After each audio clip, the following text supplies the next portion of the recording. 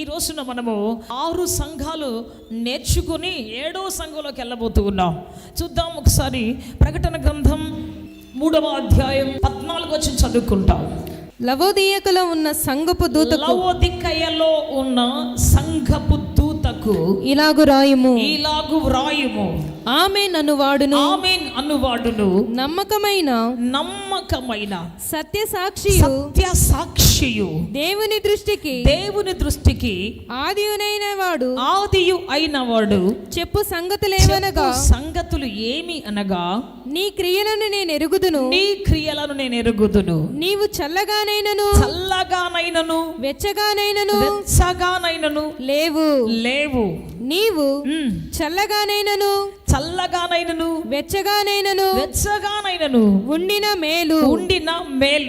నీవు వెచ్చగానైనను చల్లగానైనను ఉండక నులివెచ్చగా ఉన్నావు. కనుక నేను నిన్ను నా నోట నుండి ఉమ్మివేయాలని ఉద్దేశిస్తున్నాను. అబ్బా, ఈ 6 సంఘాలు మనం నేర్చుకున్నాం కదా. 6 సంఘాల్లో ఒక్కొక్క లోపం ఉంది, ఏదో ఒక లోపం ఉంది. ఒకరేమో యెజబేలు అనేటువంటి ఒక స్త్రీ బోధను వాళ్ళు గుండెల్లో పెట్టుకున్నారు. ఇంకొకరేమో నికొలాయితులు అనేటువంటి వారి బోధను పెట్టుకున్నారు. ఇంకా కొందరు దేవునికి దూరంగా కొన్ని విషయాల్లో ఉన్నారు. మనం ఒక్కొక్క విషయం నేర్చుకున్నాం. కొంతమంది మొదటి ప్రేమను పోగొట్టుకున్నారు, ఆది ప్రేమను పోగొట్టుకున్నారు. రకరకాలుగా దేవుడు వాళ్ళ మీద నెపములు మోపాడు. ఇక్కడ ఏమంటాడంటే, నా నోట్లోంచి ఉమ్మేస్తాను అంటున్నాడు. ఈ సంఘాన్ని తిట్టినట్లుగా ఎవరిని తిట్టలేదు దేవుడు. ఈ సంఘాన్ని ఇసుక్కున్నట్టుగా, ఈ సంఘాన్ని త్రోసివేసినట్టుగా ఇక ఏ సంఘాన్ని అంతగా చేయలేదు. ఒక్కొక్కదానికి ఒక ఛాన్స్ ఇచ్చాడు. ఇదిగో నువ్వు మారు మనసు పొందు, నువ్వు ఇలా ఉండు, నువ్వు అలా ఉండు, నువ్వు జాగ్రత్త పడు, నువ్వు కొన్ని విషయాలు జాగ్రత్తగా ఉండని చెప్పేసి కొన్ని సంఘాలకి జాగ్రత్తలు చెప్పాడు. మారు మనసు పొందడానికి ఒక అవకాశం ఇచ్చాడు. మరలా తిరిగి రావడానికి ఒక అవకాశం ఇచ్చాడు దేవుడు. మరలా తిరిగి రావటానికి ఒక గొప్ప మార్గాన్ని ఇచ్చాడు మారు మనసు పొందటానికి. కానీ లవోదికయ సంఘానికి మాత్రం మారు మనసు పొందే అవకాశమే లేదు. ఇంకా నేను నిన్ను నా నోట్లోంచి ఉమ్మేయాలనుకుంటున్నాను, ఊసేలా చెయ్యి అనాలనుకుంటున్నాను అని చెప్పేసి దేవుడే స్వయంగా లవోదిక సంఘానికి, ఆఖరి సంఘానికి చెప్తున్నాడు. దేవుని బిడ్డ, ఇంత కోపం ఏంటి దేవునికి?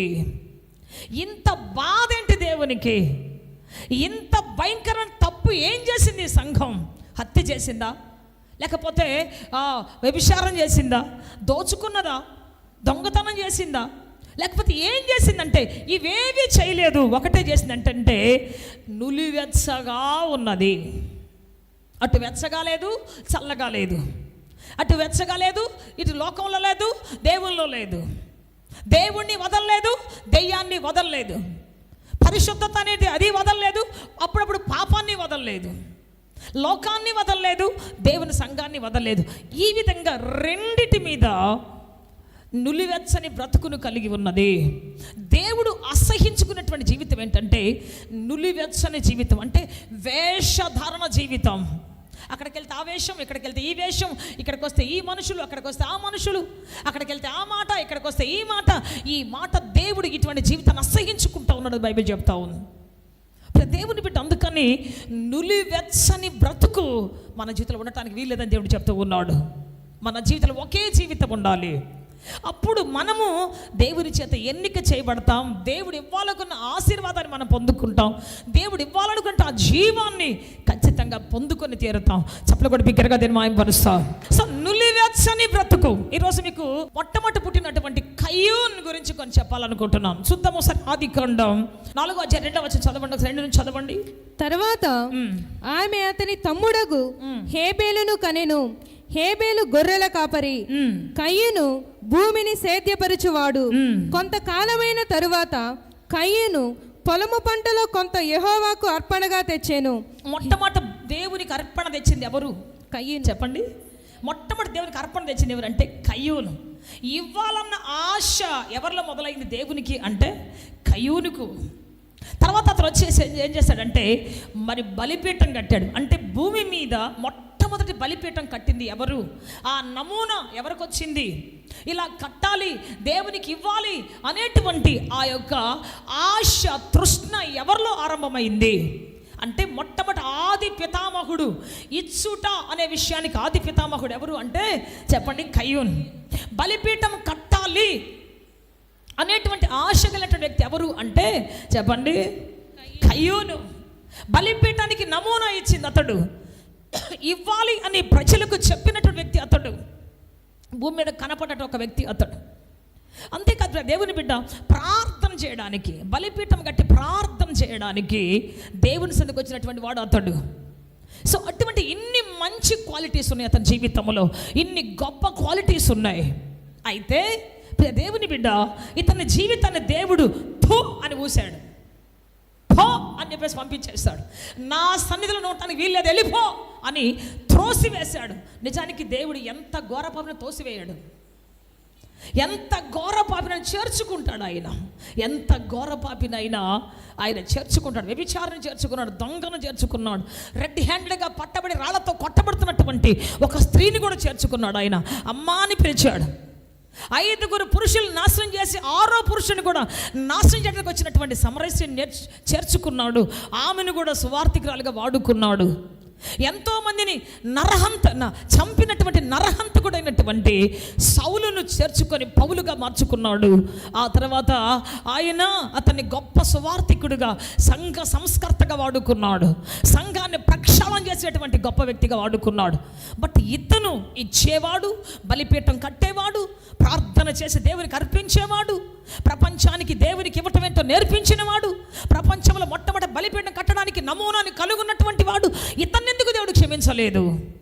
ఇతన్ని ఎందుకు దేవుడు మన్నించలేదు? ఇతన్ని ఎందుకు థూ అని ఊశాడు? వెళ్ళి పోని ఎందుకు నెట్టేశాడు? ఆయన ఏమంటాడు, నేను అంత మాత్రం ఎవరిని త్రోసివేయను అంటాడు. కానీ ఇతని విషయంలో ఎందుకు త్రోసివేశాడు దేవుడు? చాలా డీప్గా ఆలోచించాను నేను రాత్రి. అయితే ఇతనికి దేవుని బట్టి ఏముంది అంటే బలిపీఠం కట్టడం తెలుసు, అంతేకాదు ఒక వ్యక్తిని తనకు నచ్చకపోతే బలి చేయడం కూడా తెలుసు. అర్థమైందా మీకు నేను చెప్పిన మాట? ఆయన బలిపీఠం కట్టడం తెలుసు, బలిపీఠం కట్టే చేతితోనే, ఏ చేతితో బలిపీఠం దేవుని బలిపీఠం కడుతున్నాడో అదే చేతితో కత్తి పట్టుకొని తనకు నచ్చని వ్యక్తి ఉంటే చంపటం కూడా తెలుసు అతనికి. అంతేకాదు ప్రార్థన చేయటం తెలుసు, దేవునికి విరుద్ధంగా మాట్లాడడం కూడా తెలుసు. సత్యవంతుడైన దేవుని బలిపీఠం కట్టడం తెలుసు, అబద్ధం ఆడటం కూడా తెలుసు అతనికి. తప్పించుకోవడం కూడా తెలుసు అతనికి. ఏమేమి నేర్చుకున్నాడు? బలిపీఠం కట్టడం మాత్రమే కాదు, బలి చేయడం కూడా నేర్చుకున్నాడు అతడు. చంపడం కూడా నేర్చుకున్నాడు. ఇవ్వటం మాత్రమే కాదు, ప్రియ దేవుని బిడ్డ ప్రాణాలు తీట కూడా నేర్చుకున్నాడు. దేవుని దగ్గర ప్రార్థన చేయటం మాత్రమే కాదు, దేవుని దగ్గర ఎదురు నిలబడి అబద్ధం ఆట కూడా నేర్చుకున్నాడు. జాగ్రత్తగా వినాలి. మనం ఏదైనా ఒకటే నేర్చుకోవాలి. దేవునికి ఒకటే ఇష్టం. ఆ దేవుని ఇష్టం అంటే ఆయనతో సత్యముతో బ్రతకటం ఆయనకి ఇష్టం. చెప్పాలి గట్టిగా. యథార్థంగా బ్రతకటం ఆయనకి ఇష్టం, నమ్మకంగా జీవించడం ఆయనకి ఇష్టం. కానీ కయ్యూను ఏమి నేర్చుకున్నాడు అంటే ప్రార్థన చేయడం నేర్చుకున్నాడు. అదే నోటితో తన సహోదరుని ద్వేషించడం నేర్చుకున్నాడు. అంతేకాదు దేవుడితోనే అబద్ధం ఆడటం నేర్చుకున్నాడు. అబద్ధం ఆడే మనస్సు, తప్పించుకునే మనస్సును కూడా నేర్చుకున్నాడు, ప్రాక్టీస్ చేశాడు. కొంతమంది అంటారే, చెప్పరా ఈ మాట, కొంచెం నేను లేనని చెప్పరా అంటే, అక్కో నేను చెప్పను అక్కో, నా వల్ల కాదు అక్కో. అప్పుడు అనిపిస్తుంది వీళ్ళు పర్ఫెక్ట్. నేర్చుకోలేదు, అబద్ధం ఆట నేర్చుకోలేదు, తప్పించుకోవడం నేర్చుకోలేదు, ఎలా మోసం చేయాలో నేర్చుకోలేదు. Praise the lord. దొరికిపోతారు ఒకవేళ వాళ్ళు చేసినా కానీ వాళ్ళకి అబద్ధం ఆట రాదు కాబట్టి దొరికిపోతారు ఖచ్చితంగా. కనుక ప్రియ దేవుని బిడ్డ ఏమి నేర్చుకోవాలి మన జీవితంలో అంటే పర్ఫెక్షన్. దేవునికి ఇష్టమైనటువంటి ఆ పర్ఫెక్షన్ నేర్చుకోవాలి. ఇతను ఎందుకు దేవుడు త్రోసివేశాడు? ఎందుకు థూ అన్నాడు? ఎందుకు వెళ్ళి పోరా అన్నాడా? ఎందుకు నువ్వు దేశదిమ్మరవైపో అన్నాడు? ఎంత భయంకరంగా ఎందుకు శపించాడు అంటే చెప్పండి, అతనికి సమాధానంగా ప్రార్థన చేయడం తెలుసు, మిక్కిలి కోపం, అవసరం వచ్చినట్టు కోపంతో రగిలిపోవటం కూడా, ఫైర్ అయిపోవటం కూడా తెలుసు అతనికి. 2 రకాల మనస్సులు, 2 రకాల జీవితం, 2 కలిపితే నులివెచ్చని జీవితం. రెండు కలిపితే, వేడి నీళ్ళు చన్నీళ్ళు కలిపితే ఏమొస్తుందంటే నులివెచ్చని జీవితం. దేవుడికి ఇది ఇష్టం ఉండేటువంటిది కాదు, దేవునికి నచ్చే జీవితం కాదు ఇది. మీరు చదవండి ఒకసారి 4వ వచనం చదువుదాం. ఆదికాండం 4వ అధ్యాయం 4వ వచనం. హేబేలు కూడా తన మందలో తొలిచూలున పుట్టిన వాటిలో క్రొవ్విన వాటిని కొన్ని తెచ్చెను. యెహోవా హేబేలును అతని అర్పణను లక్ష్యపెట్టెను. ఆమేన్. చదవాలి. కయీనును అతని అర్పణను ఆయన లక్ష్య పెట్టలేదు. కాబట్టి కయీనుకు మిక్కిలి కోపము వచ్చి, చెప్పండి ఏమొచ్చింది? చెప్పాలి, ఏమొచ్చింది? మిక్కిలి.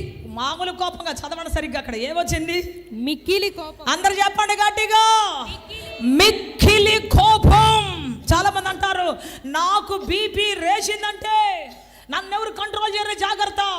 బీపీ రేపబాక, నాకు కోపం రేపబాకు. నాకు కానీ కోపం లేచిందంటే ఇక ఎవరు ఉండరు, నమ్మొద్దు. చాలామంది చెప్తారు, అంటే కంట్రోల్ తప్పిపోయి అసలు తను ఎటుపోతున్నాడో, ఏం మాట్లాడతాడో, ఏం చేస్తున్నాడో అర్థము కానంతగా భయంకరమైనటువంటి కోపంలోకి వెళ్ళిపోతాడు తను. చాలామంది అదే అంటుంటారు. నేను చెప్తాను, ప్రియ దేవుని బిడ్డ, మనుష్యుని కోపము దేవుని నీతిని నెరవేర్చదు. దేవుని చిత్తాన్ని, దేవుని ప్రణాళికను, దేవుని ఉద్దేశమును, దేవుని సన్నిధిని, నీ పట్ల నా దేవుని యొక్క ప్రణాళికను నెరవేర్చకుండా ఆపేదేంటి? జరగకుండా ఆపేదేంటి అంటే చెప్పండి, శత్రువులు కాదు, సాతాను కాదు, లేకపోతే లోకంలో ఏమీ కాదు. ఒకటే, నీలో ఉన్న కోపము దేవుని చిత్తాన్ని నెరవేర్చదు, అంతే. దేవుని ఉద్దేశాన్ని నెరవేర్చకుండా ఆపేది ఏమైనా ఉంది అంటే నీ కోపమే. యాకోబు పత్రిక 1వ అధ్యాయం 19-20 వచనం మనం చదువుకుంటే అక్కడ రాయబడినటువంటి మాట చదవండి ఒకసారి గట్టిగా, త్వరగా చదవాలి. Book of James chapter 1 and verse 19-20. నా ప్రియ సహోదరులారా, మీరీ సంగతి ఎరుగుదురు గనుక ప్రతి మనుషుడు వినుటకు వేగిరపడువానుగాను, మాటలాడుటకు నిదానించేవారుగాను, కోపించుటకు నిదానించేవాడనే నిదానించేటువంటి వారిగాను ఉండాలి. ఎందుకంటే నరుని కోపము దేవుని నీతిని నెరవేర్చదు. దేవుని నీతి చెప్పండి, అందరు చెప్పండి, అందరు చెప్పాలి, నాతో ఉండాలి, మీరు చెప్పాలి అందరు. దేవుని నీతి. Praise the Lord. What is the righteousness of God? దేవుని నీతి అంటే ఏంటి అంటే దేవుని అనాది ప్రణాళిక. నీ ఎడల దేవునికున్న అనాది చిత్తము, నీ ఎడల దేవునికున్న అనాది సంకల్పము. దీన్ని నెరవేరకుండా ఆపేది ఎవరు అంటే సాతాను కాదు, శత్రువు కాదు, పరిస్థితులు కాదు. ఏంటంటే నీ కోపమే. దేవుని చిత్తాన్ని ఆపేది నీ కోపమే. నువ్వు పెంట కుప్పలో కూర్చున్నా తీసుకుపోయి రాసుల ముందు కూర్చోబెట్టడం దేవునికి సాధ్యం, నువ్వు విధేయుడు అయినప్పుడు. అందుకే అంటారు, దీనులను పెంట కుప్పల్లోంచి దేవుడు లేవనెత్తి రాసులతో కూర్చోబెడతాడు. ఎవరిని చెప్పండి కూర్చోబెడతాడు? ఎవరిని? దీనులను. గట్టిగా చెప్పండి, గట్టిగా చెప్పాలి, దీనులను. ఆ మాట రౌండ్ చేసుకుని అనాలి, ప్రభువా నేను దీనుడనై ఉందునుగాక. చెప్పాలి, నేను దీనురాలనై ఉందునుగాక. దేవుడు అహంకారులను ఎదిరించి దీనులకు కృపిస్తాడు ఆయన. ఎవరికి? దీనులకు కృపిస్తాడు ఆయన. అహంకారాలు ఎదిరిస్తాడు. అహంకారం అంటే ఏంటి? నాకేంటి బలం ఉంది, నాకేంటి ఉద్యోగం ఉంది, నాకేంటి పని తెలుసు, వ్యాపారం ఉంది, నాకేంటి 10 మంది నా వెనుకున్నారు, నాకేంటి. ఇది అహంకారం అంటే. దీనులంటే ఎంతమంది ఉన్నా, ప్రభువా నువ్వు తప్ప నాకెవరు లేరు నాయనా, నువ్వు తప్ప నాకేది లేదు ప్రభువా, నువ్వు తప్ప నాకు ఆధారం ఏది లేదు ప్రభువా, నీవే నాకు ఆధారం ప్రభువా. ఇది దీనత్వం అంటే. Praise the lord, hallelujah. So అందుకే దేవుడు దీనులను కనికరిస్తాడంట, అహంకారాలను ఎదిరిస్తాడు. సో నువ్వు ఏ రూపంలో ఉన్నావో, ఏ క్వాలిటీ నీ హృదయంలో ఉందో ఒకసారి గుర్తు చేసుకోవాలి. దేవుడు హెచ్చించాలంటే ఖచ్చితంగా నీ జీవితంలో ఉండాల్సిన దీనత్వమే. దేవునికి షార్ట్ కట్ వేస్ లేవు. పర్లేదండి, ఆ బిడ్డ ఎట్టున్నా నేను దీవిస్తాను అని చెప్పడు. దేవుడు న్యాయం, ఆయన న్యాయం అంతే. ఆయన సింహాసనం కూర్చున్నప్పుడు ఆయన తండ్రి కాడు, ఆయన ప్రాణప్రియుడు కాదు, ఆయన గొర్రె పిల్ల అస్సలు కాదు. ఆయన ఎవరు అంటే చెప్పండి, కోదమ సింహం. ఆయన ఎవరో తెలుసా? సరైన న్యాయాధిపతి ఆయన. చెప్పాలి గట్టిగా హల్లెలూయా. యేసు ప్రభు మీదే, తన సొంత కుమారుడి మీద పాపం పడినప్పుడు చెయ్యి విడిచిపెట్టినటువంటి దేవుడు ఆయన. చెయ్యి పట్టుకుని ఉన్నటువంటి దేవుడు పాపం కనబడగానే విడిచిపెట్టాడు. యేసు ప్రభు మీద పాపం ఎక్కడి నుంచి వచ్చిందంటే మనందరి పాపాలు ఆయన మీద పడగానే ఆయన పాపపు వస్త్రం చేత అలంకరించబడినప్పుడు చెయ్యి విడిచిపెట్టాడు దేవుడు. ఆయన అందరికీ ఒకటే న్యాయం చేస్తాడు. అందుకే చెబుతున్నా, ఆయన పేరు న్యాయాధిపతి, సర్వలోక న్యాయాధిపతి. చెప్పాలి గట్టిగా హల్లెలూయా, హల్లెలూయా. సో మనుష్యుని కోపము దేవుని నీతిని నెరవేర్చదు. అందుకని దేవుని బిడ్డ, ఇతను దేవుడు అతన్ని ఆశీర్వదించాలని, గొప్ప చేయాలని, అతనికి ఎంతో ఇవ్వాలని దేవునికి చాలా మనసు ఉంది. కానీ ఏం చేశాడు తెలుసా? ఇవ్వకుండా పంపించేశాడు. కారణం ఏంటంటే మిక్కిలి కోపము కలిగినటువంటి వాడు. ఎంత కోపం అంటే తన ముందున్నటువంటి తన సొంత రక్త సంబంధికిని చంపగలిగేంత కోపం, చంపగలిగేంత ద్వేషం పెంచుకున్నాడు, రగిలించుకున్నాడు కోపాన్ని.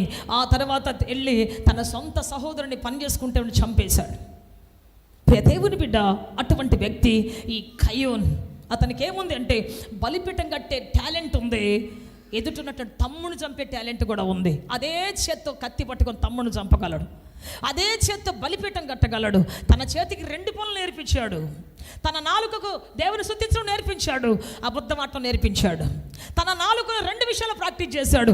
తన యొక్క దేవుణ్ణి ఆరాధించడం నేర్చుకున్నాడు. అంతేకాదు, అదే నడుత అవసరం వస్తే తన దేవుడితో అంటున్నాడు, నీ తమ్ముడు ఎక్కడ అనగానే ఏమంటాడు చెప్పండి? చదవండి మీరు కావాలంటే చోట 5వ వచనం చదవండి. కయ్యూనును అతని అర్పణను ఆయన లక్ష్య పెట్టలేదు కాబట్టి కయ్యూను మిక్కిలి కోపం వచ్చి అతడు తన ముఖమును చిన్నబుచ్చుకున్నాడు. ఇక్కడ ఒక విషయం చెప్తాను నేను. ముఖాన్ని చిన్నబుచ్చుకుంటారు చాలామంది, గద్దించినప్పుడు జాగ్రత్త పడాలి మీరు. ముఖాన్ని చిన్నబుచ్చుకుంటారు. నో, యథార్థవంతుడంట తన యొక్క క్రియలు సరి చేసుకుంటాడు. మూర్ఖుడు తన యొక్క ముఖాన్ని చిన్నబుచ్చుకుంటాడు. ఆ ఫ్యాన్లు కూడా వేసేయమ్మా, ఫ్యాన్లు లేకుండా కూర్చోబెట్టారు అందరు. మూర్ఖుడు ముఖాన్ని చిన్నబుచ్చుకుంటాడు, పెద్దానికి చిన్నబుచ్చుకుంటాడు, పెద్దానికి కోపడతాడు, పెద్దానికి. నో, ఎటువంటి వారికి మన జీవితం ఉండాలి అంటే సరి చేసుకోవాలి జీవితం ఎప్పుడు కూడా. ఒకవేళ కోపడ్డామంటే, ఏదైనా చెప్పామంటే, ఒకవేళ ఇది నేను సరిలేదు అంటే ఇమ్మీడియట్గా సరి చేసుకోవాలి. Praise the Lord. దేవుడు ఎప్పుడు కూడా అన్యాయస్తుడు కాదు, అన్యాయం అంతా మన దగ్గరే ఉంటుంది. కాబట్టి ప్రతి అన్యాయపు సిట్యుయేషన్ సరి చేసుకోవాలి. హల్లెలూయా, హల్లెలూయా. డాడీ నాకేమని చెప్పినప్పుడు నేను కొన్నిసార్లు చేయలేకపోతా, కొన్నిసార్లు అప్పుడు వెంటనే ప్రసన్న ఎక్కడా అనగానే, డాడీ ఏంటి మీ పని జరగలేదంటే, sorry daddy, I'm sorry daddy, నేను మర్చిపోయాను డాడీ, ఇంకోసారి అలా చేయండి డాడీ ప్లీజ్. కాలు పట్టుకుంటే అట్లా వెళ్ళి. Praise the lord, hallelujah. So ఇమ్మీడియట్గా క్యాచ్ చేయలేం. బట్టి ఏం చెప్పినా సరే కాలాన్ని వ్యర్థం చేయకూడదు, ఇమ్మీడియట్గా క్యాచ్ చేయాలి. అసలు చెప్పేదాకా నువ్వు ఉండకూడదు. చెప్పకముందే పని చేసే వ్యక్తిగా నీవు ఉండాలి. చెప్పకముందే నీ పనిని చేసే వ్యక్తిగా నీవు ఉండాలి. నీ బాధ్యత నీది, నీ యొక్క రెస్పాన్సిబిలిటీ. Praise the lord. ఎప్పుడు ఎవరితోనో చెప్పి దున్నపోతుని గట్ట ఆ ముళ్ళు గారు తీసుకుని వెనకాల పొడిచినట్టుగా నువ్వు ఉండకూడదు ఎప్పుడు కూడా. Praise the Lord. నీ బాధ్యత దేవుడు నీకు ఏది ఇచ్చాడు దాన్ని నెరవేర్చుకుంటూ వెళ్ళి టప్ప మిషన్ ఫాస్ట్ చేయాలి. ఉత్సాహపడాలి, ఉల్లాసపడాలి. నీ జీవితంలో దేవుడికి ఇచ్చిన బాధ్యత చేయడానికి త్వరపడాలి. సూర్యుడంట తన బాధ్యత నెరవేర్చడానికి తన అంతఃపురంలోంచి త్వరపడి బయలుదేరుతాడు, బైబిల్ చెప్తాం. చంద్రుడు బయలుదేరుతున్నాడు తమ బాధ్యతలు నెరవేర్చడానికి. గాలి బయలుదేరుతుంది, ఎందుకంటే గాలి ఇంపార్టెంట్. గాలి కానీ రాకపోతే అనేక మంది చనిపోతారు, అనేక మంది వారి ఊపిరి ఆడక చనిపోతారు. చంద్రుడు, సూర్యుడు, నక్షత్రములు వాటి బాధ్యత నెరవేర్చడానికి వాటి అంతఃపురం బయలుదేరి వస్తూ ఉన్నాయి. బట్ మన బాధ్యతే మనం నెరవేర్చలేకపోతాం చాలాసార్లు. మన టైమే మనం గుర్తుపెట్టుకోలేకపోతున్నాం, మన పనే మనం చేయలేకపోతున్నాం చాలాసార్లు. మన ఉనికే లేట్ అయిపోతాం. అన్నీ మన కోసం పని చేస్తున్నాయి, మనం మాత్రం పని చేయలేకపోతున్నాం చాలాసార్లు. అందుకే దేవుని బిడ్డ ప్రతిరోజు కృపను అడగాలి. ప్రభువా, దీన్ని నెరవేర్చే, ఈరోజు నా బాధ్యత నెరవేర్చే శక్తి నాకు దయచేయండి. ఈరోజు నువ్వు నా కోసం ఏం చేయమని పెట్టావో, నా కోసం ఏ చిత్తమైతే పెట్టావో దాన్ని నెరవేర్చే కృప నాకు దయచేయండి ప్రభువా. దాన్ని నెరవేర్చే భాగ్యం నాకు దయచేయండి తండ్రి. Praise the lord. హల్లెలూయా. చెప్దాం గట్టిగా హల్లెలూయా. చెప్పాలి గట్టిగా హల్లెలూయా. సో ఇతను తప్పు చేశాడు. నీ తమ్ముడు ఎక్కడా అని అంటే ఫస్ట్ దేవుడు అడిగాడంటే, నీకు మిక్కిలి కోపం ఎందుకు వచ్చింది అని అడుగుతున్నాడు. Why you are getting angry? ఎందుకు నీకు కోపం వచ్చింది? నువ్వు ముఖం చిన్నపుచ్చుకున్నావు ఎందుకు? కొంతమంది మూర్ఖులు గద్దిస్తే ముఖం చిన్నపుచ్చుకుంటారు. తెలివైనటువంటి జ్ఞానులు గద్దిస్తే ఎస్ ఐఎమ్ గిల్టీ, నిజంగా నేను దోషిని, నేను సరి చేసుకుంటాను, ఈసారి తప్పకుండా చేస్తాను, నాకు అవకాశం వస్తే పోగొట్టుకోను అని నవ్వుతూ సమాధానం చెప్తారు. Praise the lord. హల్లెలూయా. చెప్పాలి గట్టిగా హల్లెలూయా. మన స్థితి అలా ఉండాలి, మన జీవితం అలా ఉండాలి, ఎప్పటికప్పుడు సరి చేసుకున్నట్టుగా ఉండాలి. పొద్దున్నేస్తే వాకిలి ఊడుస్తాం, నేను ఊడ్చాం కదా, ఇవాళ ఎందుకు ఊడవాలి? ఇవాళ కూడా అనవసరం పడిపోయింది కాబట్టి ఊడవాలి. నిన్న స్నానం చేస్తే ఇవాళ ఎందుకు చేయాలి? అనవసరం మలినమో పడిపోయింది మన మీద, కడగాలి రోజు కూడా. అలాగే మన మనస్సును కడగాలి, మన క్రియలు కడగాలి. ప్రతిరోజు మనం ఏం చేస్తున్నాం అన్నీ కడిగి శుద్ధీకరించాలి. అప్పుడే ప్రతిరోజు మనం పర్ఫెక్ట్గా ఉంటాం, ప్రతిరోజు మనం చాలా హ్యాపీగా మంచిగా ఉంటాం. Praise the Lord. చెప్తాం గట్టిగా హల్లెలూయా. దేవుడు అడిగాడు, నీకు ఎందుకు కోపం వస్తుంది? ఎందుకు? అతను హత్య చేయకముందే దేవుడు అడిగాడు. హత్య చేయకముందే కోపం వల్ల నష్టమని చెప్పి అడిగాడు. నువ్వు కోపుచ్చుకోబాకు, చిన్నబుచ్చుకోబాకు, నీ ముఖాన్ని ప్రకాశింపజేసుకో, నీ క్రియలను జాగ్రత్తగా చేసుకో అని చెప్పేసి దేవుడు ముందే అతనికి ఆర్డర్ ఇచ్చాడు. కానీ అతను వినకుండా, చెప్పండి, ఆ మిక్కిలి కోపాన్ని రగిలించుకొని ఏం చేశాడంటే తన తమ్ముడు చంపేశాడు, తన తమ్ముడిని నాశనం చేశాడు. ఆ పొలంలో పని చేసుకున్నట్టు అతని దగ్గరికి వెళ్ళి నాశనం చేశాడు. దేవుని బిడ్డ దేవుడు వచ్చి, నీ తమ్ముడు ఎక్కడ అనగానే, చెప్పండి ఏమంటున్నాడు ఇక్కడ, చదువుదాం. యెహోవా నీ తమ్ముడైన హేబేలు ఎక్కడున్నాడని కయీను అడగగా, అతడు నేను ఎరుగను, నా తమ్మునికి నేను కావలి వాడనా, నా తమ్ముడిని నేను కాపలా వాడినా, నాకేం తెలుసు, నాకేం అవసరం, నాకేంటి? అబద్ధం ఆడుతున్నాడు దేవుడి దగ్గర. దేవుడు తెలియదా? చెప్పండి, దేవుడికి ఆయన ఎక్కడున్నాడో తెలియదా? దేవుడు అతను ఏం చేశాడో తెలియదా? దేవుడి ముందు అబద్ధం ఆడుతూ ఉన్నాడు. ఏమనంటే, నాకేం తెలుసు, నేను కాపలా వాడినా నా తమ్ముడికి, ఐ డోంట్ నో, నాకు తెలియదు అని చెప్పేసి చెబుతూ ఉన్నాడు. ప్రియ దేవుని బిడ్డ, చాలాసార్లు మన జీవితంలో ఈ కోపం వలన మనకు రావాల్సినటువంటి ఆశీర్వాదాన్ని పోగొట్టుకుంటున్నాం. అంతేకాదు, దేవునికి మనం కవర్ చేసుకోవడానికి దేవునికి విరుద్ధంగా మాట్లాడుతూ ఉన్నాం. నేను చెబుతున్నాను, ఎందుకు ఇతడు శపించబడ్డాడు, ఎందుకు ఉమ్మి వేయబడ్డాడు దేవుడి దగ్గర నుంచి, ఎందుకు భూ అనిపించుకున్నాడు అంటే, బలిపీఠం కట్టడం నేర్చుకోవడం మాత్రమే కాదు, అదే చేతితో హత్య చేయడం కూడా నేర్చుకున్నాడు. దేవుని ఆరాధించడం మాత్రమే కాదు, అతని నాలుకకు దేవుని ముందు అబద్ధం ఆడటం కూడా నేర్చుకున్నాడు, అసత్యం ఆడటం కూడా నేర్చుకున్నాడు. తప్పు చేయటం మాత్రమే కాదు, తప్పును కప్పుకోవడం కూడా నేర్చుకున్నాడు. దేవుని ముందు అన్యాయంగా కప్పుకోవడం కూడా నేర్చుకున్నాడు. తను నిరపరాధి అన్నట్టుగా తనను నిరూపించుకోవడానికి మాట్లాడటం కూడా నేర్చుకున్నాడు. సో ఇన్ని రకాలుగా రెండు రకాల నేర్చుకున్నాడు. ఒకదాని కూడా విరుద్ధంగా ఉంది. వేడి నీళ్ళకు చన్నీళ్ళు విరుద్ధం, వేడికి చల్లదనం విరుద్ధం. కానీ వేడి నేర్చుకున్నాడు, చల్లదనం నేర్చుకున్నాడు, హత్య చేయడం నేర్చుకున్నాడు, బలిపీఠం కట్టడం నేర్చుకున్నాడు, పాపం చేయడం నేర్చుకున్నాడు, దాన్ని కప్పుకోవడం కూడా నేర్చుకున్నాడు, సత్యం మాట్లాడడం నేర్చుకున్నాడు, అదేవిధంగా అబద్ధం ఆడటం కూడా నేర్చుకున్నాడు. సో ఇటువంటి అన్ని రెండు క్యారెక్టర్లు నేర్చుకున్నాడు. నేను అంటున్నాను, ఎప్పటికీ అబద్ధం ఆట నువ్వు నేర్చుకోవద్దు. Praise the lord. ఎందుకంటే ఆ అసత్యమే నీ జీవితంలో ఉన్న సత్యమైన దేవుడు నీకు దూరం చేస్తుంది, సత్యమైన సంపదను నీకు దూరం చేస్తుంది.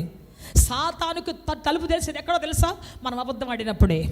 ఎందుకు అంటే, సాతాను అబద్ధానికి జనకుడు. చెప్పండి, సాతాను ఎవరు? చెప్పాలి గట్టిగా. అబద్ధానికి జనకుడు అంటే అబద్ధాన్ని పుట్టించినటువంటి వాడు ఆయనే, అసత్యాన్ని పుట్టించినటువంటి వాడే. అక్కడి నుంచే వచ్చింది, సాతాన్ దగ్గర నుంచి. ప్రియ దేవుని బిడ్డ, సాతాను మొట్టమొదటి వచ్చి పాములాగా పాము వచ్చి ఏం చెప్పింది? పామును వాడుకొని ఏం చెప్పింది చెప్పండి? ఇది నిజమా? దేవుడు మిమ్మల్ని పండు తినొద్దన్నాడా? దేవుడు మిమ్మల్ని ఇది చెయ్యొద్దన్నాడా అంటే, అవును అనగానే, అది కానే కాదు, ఇది తింటే మీరు చచ్చిపోతారని దేవుడు చెప్పాడు. అది అబద్ధం.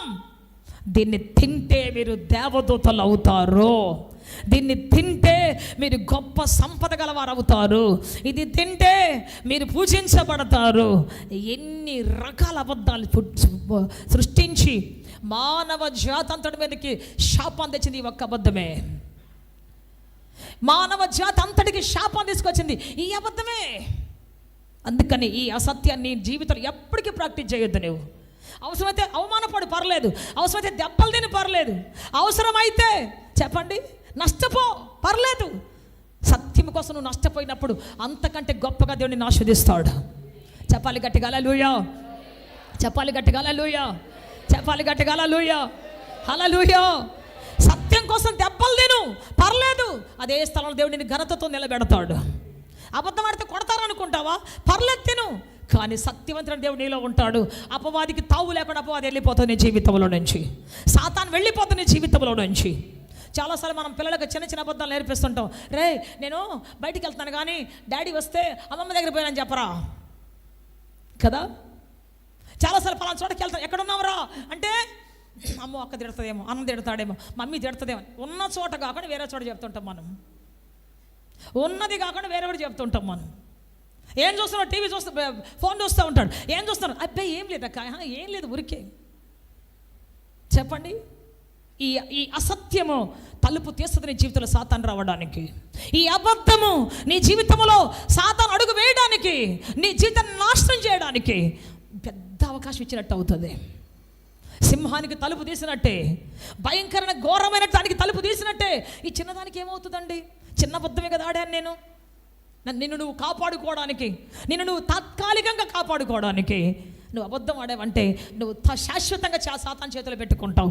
ఇక అబద్ధం తర్వాత అబద్ధం, అబద్ధం తర్వాత అబద్ధం, అబద్ధం తర్వాత అబద్ధం ఆడిచ్చి ఆడిచ్చి ఆడిచ్చి ఆడిచ్చి నీ నాలుకను పూర్తిగా స్వాధీనపరచుకొని దేవుని ఆరాధించే ఈ నాలుకతోటి భయంకర పాపాలు చేపిస్తుంది. దేవుని ఆరాధించే ఈ నాలుక ఆరాధనకు పనికి రాకుండా చేస్తుంది, ప్రార్థనకు పనికి రాకుండా చేస్తుంది, నీ శబ్దము పనికి రాకుండా అయిపోతుంది. ఇంకా అతను అంటావు ఎంత ప్రార్థన చేసినా దేవుడు వినటం లేదే, ఎంత ప్రార్థన చేసినా దేవుడు వినటం లేదే, నా జీవితం వినటం లేదు. ఎందుకంటే నీ నాలుక స్పాయిల్ అయిపోయింది, సాతాను యొక్క వశమైపోయింది, నీ పెదవులు సాతాను యొక్క వశమైపోయాయి. ప్రియ దేవుని బిడ్డ, అందువల్ల ప్రార్థన కొన్నిసార్లు వినబట్టం లేదు, దేవుడు వినడం లేదు. సరి చేసుకుందాం, సత్యాన్ని ఒప్పుకుందాం, సత్యాన్ని ఒప్పుకుందాం. ప్రభువా ఇలాంటి మిస్టేక్ నేను చేశాను ప్రభువా. ఇప్పుడు కూడా భార్య భర్త గొడవ వేసుకున్నారు అనుకోండి, లేకపోతే అన్నదమ్ములు గొడవ వేసుకున్నారు అనుకోండి, తల్లిదండ్రులు గొడవ వేసుకున్నారు అనుకోండి, నేను తప్పు చేశానమ్మా, నాది తప్పు అని ఎవరన్నా అంటారా? నాది మిస్టేక్ అని ఎవరు అనరు. నేను వందల వేల మందిని చూస్తున్నాం. ఎందుకురా ఎందుకమ్మా మీ ఆయన ఎట్లా అన్నావంటే వాళ్ళ అట్ట చేశాడు కాబట్టి నేను అన్నా. ఎందుకబ్బా ఇట్టు చేసావంటే వాళ్ళ చేసింది కాబట్టి ఇట్ట చేసా. అవ్వాదం యొక్క బుద్ధులు పోవటమే మన జీవితంలో నుంచి. అవ్వాదం క్వాలిటీస్ పోవట్లేదు కదా. అవ్వం ఏమంటది? ఆ సర్పంచ్ చెప్పినందువల్ల నేను తిన్నా, అంతేగాని నేను మంచిదాన్నే.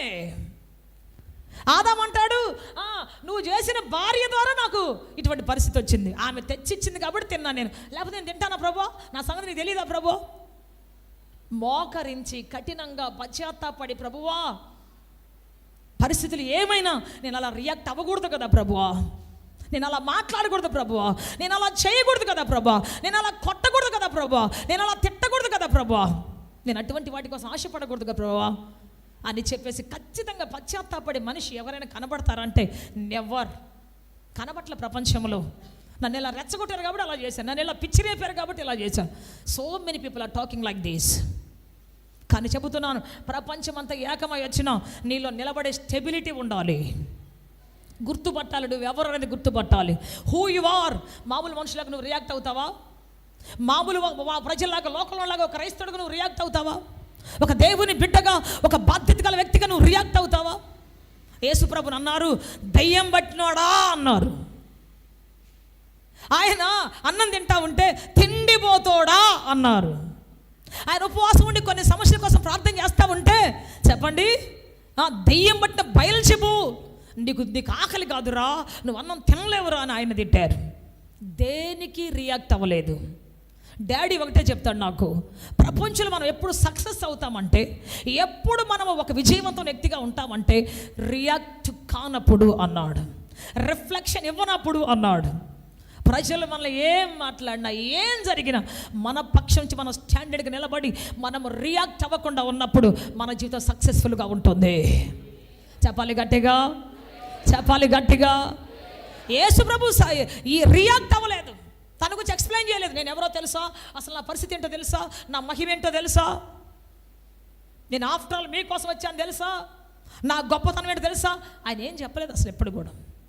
ఆయన పని ఆయన చేసుకుంటూ వెళ్ళిపోయాడు అంతే. సక్సెస్ఫుల్గా అందరూ మాట్లాడి పక్కన పెట్టేశారు. జక్కయ్యని చేర్చుకుందామని వెళ్ళినప్పుడు, ఒక పాపిని పరలోక రాజ్యం తీసుకుని రావాలని వెళ్ళినప్పుడు అందరూ అంటున్నారు, ఆయన చుట్టూ 1000 మంది 10,000 మంది ఉండి ఉంటారు. అందరూ అంటున్నాడు, పాపి అయిన ఒక మనిషి ఇంటికి వెళ్తున్నాడే, పాపి దగ్గరికి వెళ్తున్నాడు ఏంటినా, మేము ఇంతమంది పరిశుద్ధులు ఉంటే, ఇంతమంది ఆయన వెంబడించే వారు ఉంటే, ఎప్పటి నుంచో మేము వెంబడిస్తూ ఉంటే వై సణుక్కున్నారు, గొణుక్కుంటున్నారు. అప్పుడు దాకా ప్రభువా ప్రభువా అని భజన చేసిన వాళ్ళంతా, స్తోత్రమయ్యా హల్లెలూయా అయ్యా అబ్బా అబ్బా అని భజన చేసిన వాళ్ళంతా ఒక పాపి దగ్గరికి వెళ్తే మాత్రం సణుక్కుంటూ ఉన్నారు. ఎందుకు వెళ్తున్నాడు ఈయన, ఏముందని వెళ్తున్నాడు, పాపి దగ్గరికి వెళ్తున్నాడే. ఆయన ఉంటే మనసులో అనుకుంటారు, ఒరే నా పనే అదిరా నాయన, పాపిని రక్షించి పరిశుద్ధపరచడమే నా పనిరా. చెప్పాలి గట్టిగా హల్లెలూయా. ఒక హంతకుని రక్షించి వాళ్ళని హంతక తత్వాన్ని తీసివేసి వాడి నా రూపములో నా బిడ్డగా మరి సాతాను చేత తెచ్చుకోవడమే నా పనిరా నాయన. Praise the Lord. ఎవ్వరికి సమాధానం చెప్పలేదు అక్కడ, ఎవ్వరి గురించి మాట్లాడలేదు అక్కడ. నేరుగా జక్కయ్యతోనే మాట్లాడుకుంటూ వెళ్తున్నాడు, నేరుగా జక్కయ్యతోనే వెళ్ళాడు. ఆ ఇంట్లో కూర్చున్నాడు. ప్రజలు బయట నిలబడి ఏం చేస్తాడో చూద్దామని చెప్పేసి ఇట్లా ఇట్లా చూస్తున్నారు. ఏం చేస్తాడో, డబ్బు ఏమైనా ఇస్తున్నాడా జక్కయ్య, లేకపోతే ఏమైనా సంపద ఇస్తున్నాడా, డాక్యుమెంట్లు ఏమైనా ఇస్తున్నాడా, చూద్దాం చూద్దాం అని అందరూ చూస్తూ ఉన్నాడు.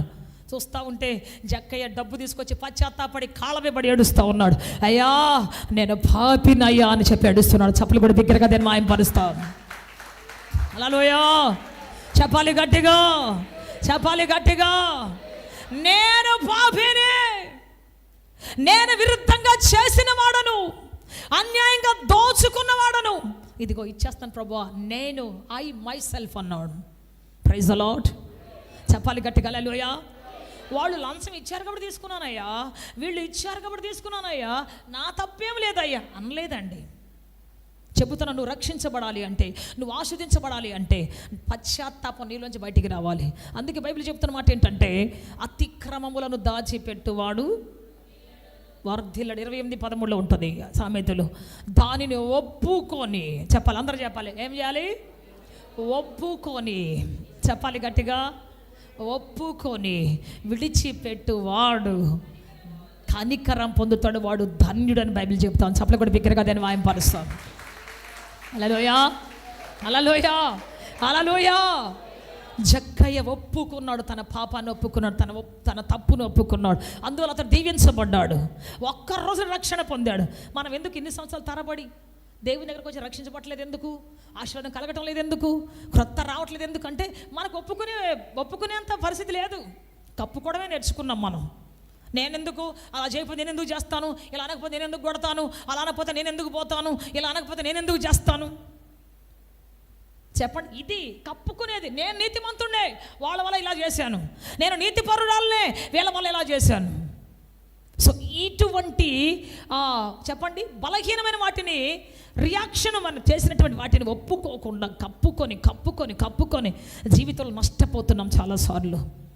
దేవుని యొక్క నిజమైన ఆశీర్వాదాన్ని పోగొట్టుకుంటున్నాం చాలాసార్లు.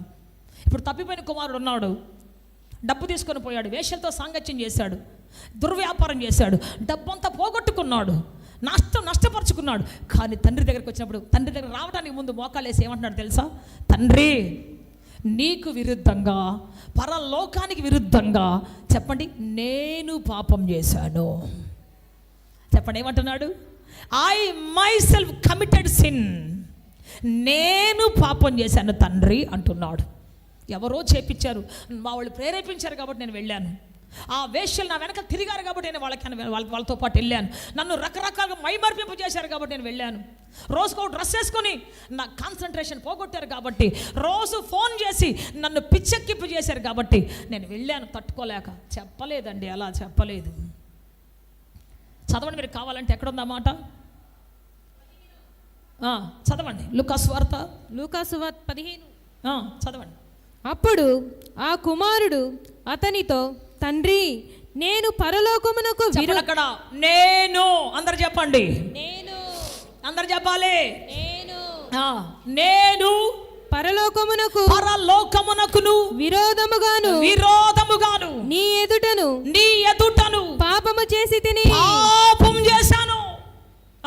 ఇక మీదట నీ కుమారుని అని అనిపించుకోవడానికి యోగ్యుణ్ణి కాదు అనేను. ఏం పశ్చాత్తాపడుతున్నాడు, ఎంత హీరో అసలు. నిజం చెప్పాలంటే నిజం చెప్తాను, మన హీరోయిజం చూపించడం, మన కళను చూపించడం పెద్ద విశేషం కాదు, కానీ మన టాలెంట్ని చూపించడం పెద్ద విశేషం కాదు, కానీ మన మిస్టేక్ని చూపించి ఒప్పుకోవడం అనేది చాలా గొప్ప విషయం. చెప్పాలి గట్టిగా హల్లెలూయా, చెప్పుదాం గట్టిగా. నా వల్ల ఇలా జరిగింది, this is the reason of my, నా వల్ల ఇది జరిగింది, ఇది నా కారణమే. ఎంతమంది చెప్పుకోగలం ఈ రోజున? చాలాసార్లు దేవుని బిడ్డ మన జీవితంలో రియాలిటీని పోగొట్టుకుంటున్నాం. ఇతను చెప్తున్నాడు, నేను తప్పు చేశాను తండ్రి, I my self committed sin, నీకు పరలోకానికి విరుద్ధంగా నేను పాపం చేశానని చెప్పేసి ఇక నేను అర్హుణ్ణి కాదయ్యా అని ప్రకటించాడు. కానీ దేవుడు ఏం చేశాడు, తండ్రి ఏం చేశాడు చెప్పండి? తిరిగి మరలా తను ఏ అర్హత పోగొట్టుకున్నాడు, తను ఏటిని పోగొట్టుకున్నాడు వాటిని మరలా ఇచ్చాడు. షూస్ ఇచ్చాడు, సమాధాన సువార్త వలన సిద్ధ మనసుని జోడిచ్చాడు. అంటే ఇది సువార్థికుడిగా సువార్త చెప్పడానికి జోడిచ్చాడు. తర్వాత బంగారం వేశాడు, విమోచన ఇచ్చాడు, దేవుడు విశ్వాసం ఇచ్చాడు. అంతేకాదు ప్రశస్త వస్త్రాలు ఇచ్చాడు, అతనికి విందు భోజనం చేశాడు. తండ్రి అతను ఏమైతే పోగొట్టుకున్నాడో అన్ని తిరిగి మరలా ఇచ్చేశాడు. నీకు అన్ని తిరిగి రావాలి అంటే నువ్వు వ్యక్తిగతంగా కూర్చొని దేవుడి దగ్గర కూర్చొని చెప్పాలి. అందరి ముందు కూడా చెప్పాల్సిన అవసరం లేదు, తండ్రి ముందు కూర్చొని చెప్పాలి. ప్రభువా, నా జీవితంలో ఈ లోపం ఉంది తండ్రి, నా బ్రతుకులో ఈ లోపం ఉంది తండ్రి, నా జీవితంలో ఈ శపితమైన అనుభవాలు ఉన్నాయి తండ్రి. నువ్వు రహస్యంగా పెంచి పోషించావంటే, వాటిని తెలియకుండా అబద్ధాలు పెంచి పోషించావంటే, మా అమ్మడితే ఏం చెప్పాలి, అక్కడితే ఏం చెప్పాలి, అన్నడితే ఏం చెప్పాలి అని ముందే ప్రిపేర్ అయ్యి ఉంటావు. నీ నాలుగు దాన్ని ప్రాక్టీస్ చేపించి ఉంటావు. ఆ ఊరే, ఆ ప్రాక్టీషనే నిన్ను ఇంకా అంతకంటే ఘోరమైన నేరం చేయడానికి నిన్ను వాడుకోబోతూ ఉన్నది. ఘోరమైన ఊరిలో చిక్కుకోవడానికి నిన్ను వాడుకుంటుంది. నిన్ను అబద్ధం వాడుకోకూడదు అంటే నువ్వు సత్యాన్ని ప్రాక్టీస్ చేయడం నేర్చుకోవాలి. అవమానం వచ్చినా పర్లేదు, ఏమైనా అనుకున్నా పర్లేదు, ఏం జరిగినా పర్లేదు, ఏమైనా పర్లేదు, నేను సత్యమే చెప్తాను. ఎందుకంటే ఒకవేళ మనుషుల చేతిలో పడ్డా దేవుడు విడిపిస్తాడు, కానీ దేవుడి చేతిలో పడితే ఎవరు విడిపిస్తారు? ఇంకా నన్ను praise the Lord. No problem, నాకు అవమానం వచ్చినా పర్లేదు, నాకు ఏదైనా వచ్చినా పర్లేదు, నేను దేవుడి చేతిలో పడతాను, దేవునికి ఇష్టంగా బ్రతుకుతాను. Praise the lord. ఎప్పుడైతే నువ్వు ఆ విధంగా అంటావో నిశ్చయముగా నువ్వు దేవుని చేతిలో పడబోతూ ఉన్నావు. దేవుని కనికరం నీ మీద దిగి రాబోతూ ఉన్నది, దేవుని కారుణ్యం నిన్ను ఆవరించబోతూ ఉన్నది. చెప్పాలి గట్టిగా హల్లెలూయా, చెప్పాలి గట్టిగా హల్లెలూయా. అద్భుతం చేసే తండ్రి మన మధ్యలో ఉన్నాడు, ఆశ్చర్యక చేసే తండ్రి మన మధ్యలో ఉన్నాడు. Praise the lord, hallelujah. So ఇతను ఏం చేశాడు అంటే చేసిన తప్పును ఒప్పుకోలేదు, కయ్యూను ఒప్పుకోలేదు. ఏమన్నాడు? నా తమ్ముడు నేను కాపలా వాడినా? am I the keeper to my brother? why you are asking me? am I keeper అంటున్నాడు. నేనేమన్నా నా తమ్ముడికి కాపలా వాడినా? నాకు తెలీదు అని చెప్పేసి అట్లనే పని చేసుకుంటూ వెళ్ళిపోతా ఉన్నాడు. దేవుడు వెంటనే అన్నాడు, ఏమన్నాడు చెప్పండి? 9వ వచనం చదవండి. యెహోవా 9వ వచనం 4:9. యెహోవా నీ తమ్ముడైన హేబేలు రక్తము ఎక్కడ చదువుదావు. అప్పుడు ఆయన నీవు చేసిన పని ఏమిటి? నీ తమ్ముని రక్తము యొక్క స్వరము, ఆ స్వరము నేలలో నుండి నాకు మొర్రపెట్టుచున్నది. చప్పట్లు కూడా బిగ్గరగా దాన్ని మాయంపరుస్తాం. హల్లెలూయా. ఎందుకు చప్పట్లు కొట్టించానంటే మనము ఏ పాపము చేశామో అది నేలలోంచి స్వరముతో మొర్ర పెడుతుంది. నువ్వే సత్కార్యం చేశావో ఆ సత్కార్యం కూడా నేలలోంచి మొర్ర పెడుతుంది. నువ్వు చేసిన పనికి స్వరం ఉంది. నువ్వు అనుకుంటా నా గురించి ఎవరు చెప్తారులే అంటే, నువ్వు చేసిన పనే చెబుతుంది నీ గురించి. తప్పించుకోవడానికి వీలు లేదు. నువ్వు చేసిన పనే చెబుతుంది, నువ్వు మాట్లాడిన మాటే చెబుతుంది. ఎవరు చెప్పాల్సిన అవసరం, సాక్ష్యం ఎవరాయా అంటే నువ్వు చేసిన పాపమే నీ సాక్ష్యం. నువ్వు ఏ నేల మీద నిలబడి, ఏ నేల మీద పడుకొని, ఏ నేల మీద నువ్వు పడుకొని లేకపోతే నిలబడి చేసిన పాపం ఉందో, చేశారా, నిలబడి మాట్లాడే మాటలు ఉన్నాయో, ఆ నేలే సమాధానం చెప్తుందంట. ఆ నేలలోంచి స్వరం వినబడుతుందంట దేవునికి. దేవుడు అంటున్నాడు, నీ తమ్ముని యొక్క రక్తపు స్వరము నాకు మొరపెడతా ఉంది, ఆ స్వరాన్ని బట్టి నేను వచ్చానని చెప్తూ ఉన్నాడు. ఎస్ దేవుని బిడ్డ, మన కొరకు చెప్పే సాక్షులు ఎవరన్నా తెలుసా?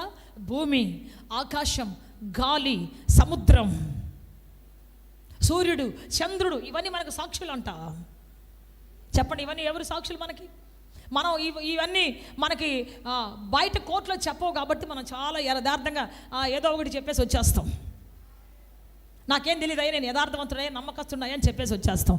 కానీ పరలోకంలో పోయిన తర్వాత చెప్పండి, భూమి, ఆకాశం, నువ్వు పాపం చేస్తున్నప్పుడు పీల్చి వదిలిన గాలి నీకు సాక్ష్యం చెప్పబోతూ ఉన్నది నీ గురించి. నువ్వు నడుస్తూ ఎక్కడెక్కడ తిరుగుతూ చేసావో ఆ భూమి సాక్ష్యం చెప్పబోతూ ఉన్నది. ఎక్కడ తప్పించుకోగలం? అందుకే దావీదు అంటాడు, నిన్ను విడిచిపెట్టి ఎక్కడికి పోగలం దేవా? ఆకాశంకి ఎక్కితే నువ్వు అక్కడ ఉన్నావు, భూమికి వస్తే భూమిలో ఉన్నావు, సముద్ర దిగంతాల్లో నేను వేకువ రెక్కలు కట్టుకొని వెళ్ళినా నువ్వు అక్కడున్నావు. ఎక్కడికి వెళ్ళగలను తండ్రి నిన్ను విడిచిపెట్టి? Praise the Lord. చెప్తాం గట్టిగా హల్లెలూయా. ఎక్కడికి వెళ్ళగలను తండ్రి? ఎక్కడికి వెళ్ళలేను నేను విడిచిపెట్టి తండ్రి. ఎస్ దేవుని బిడ్డ, ఇక్కడ ఆ భూమిలో రక్తము మొర్ర పెడతా ఉందంట. వచ్చేసి ఇదిగో ఈ వ్యక్తి పలానా రక్తము చిందించాడు, ఈ రక్తము చిందింది ఇతని ద్వారా, ఈ పాపం జరిగింది ఇతని ద్వారా అని చెప్పేసి నువ్వు చేసిన పని సాక్ష్యం చెప్తా ఉంది. కయ్యోను జీవితం అలాగే జరిగిపోయింది. అతని జీవితంలో ఆ రక్తమే సాక్ష్యం చెప్పింది. సాక్ష్యం చెప్పాడు ఎవరు లేరు, ఎవరు చూడలేదు వాళ్ళని. ఎవరు చూశారు? ఉన్న ఒక్క తమ్ముడు చచ్చిపోయాడు, తల్లిదండ్రులు వాళ్ళ ఇంట్లో ఉన్నారు, ఎవరు చూడలేదు. అనుకున్నాడు, నన్ను ఎవరు చూడలేదు, ఏం కాదులే అనుకున్నాడు. కానీ ఎవరు సాక్ష్యం చెప్పారు అతనికంటే? తాను చేసిన పనే అతనికి సాక్ష్యం చెప్పింది. తాను చేసిన పనే అతని జీవితంలో దేవుని ముందుకు అతను దోషిగా నిలబెట్టింది. తాను చేసిన పనే అతని జీవితాన్ని చెప్పండి దేశ దిమ్మరి చేసింది. తర్వాత దేవుడు ఏమంటున్నాడు చూద్దామా? చదవండి. కావున ఇక్కడ నుంచి ఏం జరుగుతుంది? కావున నీ తమ్ముని రక్తమును నీ చేతిలో నుండి పుచ్చుకొనుటకు నోరు తెరిచిన ఈ నేల మీద ఉండకుండా నీవు శపింపబడిన వాడువు. నీవు నేలను సేద్యపరిచినప్పుడు అది తన సారమును ఇక మీదట నీకియ్యదు. వామ్మో, ఎంత భయంకరమైన మాట. ఏ భూమి మీద నీ తమ్ముడి రక్తాన్ని ఒలికించావో ఆ భూమి నీకు విరుద్ధం కాబోతూ ఉన్నది. ఆ భూమి నీకు పంటనివ్వకుండా పోతా ఉన్నది. ఏ ఉద్యోగం కోసం నువ్వు నేరం చేశావో, ఏ వివాహం కోసం నేరం చేశావో ఆ వివాహం నీకు ఫలభరితంగా ఉండదు, ఆ భూమి నీకు ఫలభరితంగా ఉండదు. ఏ పని కోసం, వ్యాపారం కోసం నువ్వు గసిమ చేసి నాశనం చేశావో ఆ వ్యాపారం నీకు ఫలభరితంగా ఉండదు. ఎంత సంపాదిస్తావు అంతకంటే ఎక్కువ ఎగిరిపోతుంటుంది, ఎంత పొందుకుంటావు అంత ఎగిరిపోతూ ఉంటుంది. అందుకే దేవుడు చెప్తున్నాడు నువ్వు నిలబడి భూమి మీద ఏదైతే మాట్లాడుతున్నావో, ఏదైతే చెబుతున్నావో, ఏదైతే ప్లాన్ వేస్తున్నావో, ఏదైతే చూస్తున్నావో ఆకాశం ముందున వాడు చూసి నవ్వుతున్నాడంట. ఆకాశం ముందున్నటువంటి వాడు చూసి నవ్వుతూ ఉన్నాడు. కాబట్టి దేవుని బిడ్డ, మనము దేవుని ముందు ఎక్కడ దాగుకోలేము. కాబట్టి మనుషులకు దాక్కోవచ్చు, భర్తను మోసం చేయొచ్చు, భార్యను మోసం చేయొచ్చు, పిల్లల్ని మోసం చేయొచ్చు, లాయర్లని, పోలీసులు, జడ్జిల్ని మోసం చేయొచ్చు. దేవుణ్ణి ఎవ్వరు మోసము చేయలేరు. చెప్పాలి గట్టిగా. తండ్రిని ఎవరు మోసం చేయలేరు. ఆయన కన్నులు సముద్ర గాథాలను తేటగా చూస్తూ ఉన్నాయి. కాబట్టి సత్యముతో బ్రతుకుదాం. సత్యముతో దేవుడిచ్చే వాటిని నువ్వు ప్రయాస పడకుండానే, నువ్వు ఆలోచించకుండానే ఊహకందని ఆశీర్వదించేటువంటి దేవుడు మనతో ఉన్నాడు. ఆయన నీకు ఊహకందని కార్యాలు చేయబోతూ ఉన్నాడు. నువ్వు చేసే పనులు నువ్వు ఊహించి పొందుకోగలుగుతావు. నువ్వు చేసే పనులు నువ్వు ఊహించిన వాటిని నువ్వు రిసీవ్ చేసుకోగలుగుతావు. కానీ దేవుడికి నమ్మకంగా ఉన్నప్పుడు ఊహకందని కార్యాలు ప్రభు చేయబోతున్నాడు. నీ తరములో ఎవరు లేరు అన్నంతగా దేవుడిని నిలబెట్టబోతూ ఉన్నాడు.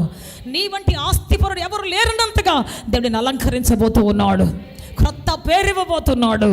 శక్తిగల కార్యాలు చేయబోతూ ఉన్నాడు. ఒకవేళ ఆ ఆశీర్వాదం ఆలస్యంగానే రావచ్చేమో, ఆశీర్వాదం ఆలస్యంగా రావచ్చేమో, వచ్చింది అంటే ఎవరు ఆపలేనంతగా దేవుడు తిరుపతి తీసుకొని రాబోతూ ఉన్నాడు. దేవుడు ఆపలేనంతగా దేవుడు దాన్ని విస్తారపరచబోతూ ఉన్నాడు. No one can stop it when God starts the blessing in your life. దేవుడు నీ జీవితంలో ఆశీర్వాదం ఆరంభిస్తే ఎవ్వరు దాన్ని ఆపలేనంతగా దేవుడు చేయబోతూ ఉన్నాడు. ఎవరు దాన్ని విడిపించలేనంతగా, ఆపలేనంతగా, ముయ్యలేనంతగా గొప్పగా దేవుడు తలుపులు తెరవబోతూ ఉన్నాడు. Praise the Lord. ఆలస్యం కొంచెం స్టార్టింగ్ ఆలస్యం అవ్వచ్చు, కానీ ఆ తర్వాత అది అలక్ష్యం కాదు, కానీ అద్భుతకాలు చేయబోతుంది, ఆశ్చర్యకాలు చేయబోతూ ఉన్నది. Praise the lord. ఆలస్యమైందని తప్పుదారికి వెళ్ళొద్దు. ఆలస్యమైందని నీకు ఇష్టం వచ్చిన మార్గం వెళ్ళొద్దు. నేను అనుకున్న టైంకి రాలేదని నీకు ఇష్టం వచ్చిన టైం ఎన్నుకొని పోవద్దు. దేవుని టైం వేరుంది నీ జీవితంలో. ఎప్పుడు ఆస్వాదించాలి, ఎప్పుడు నిలబెట్టాలి, ఎప్పుడు నేను బ్రతికించాలి, ఎప్పుడు నీ తల పైకెత్తాలి, అన్ని దేవుడు మెజర్మెంట్ చేసి పెట్టేసి ఉన్నాడు.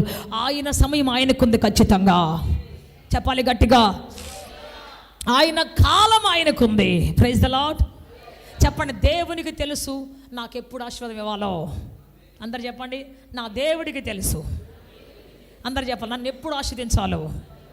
చెప్పాలి గట్టిగా, నన్ను ఎప్పుడు దీవించాలో, నన్ను ఎప్పుడు ఫలభరితంగా మార్చాలో. చెప్పండి, నా దేవుడికి తెలుసు.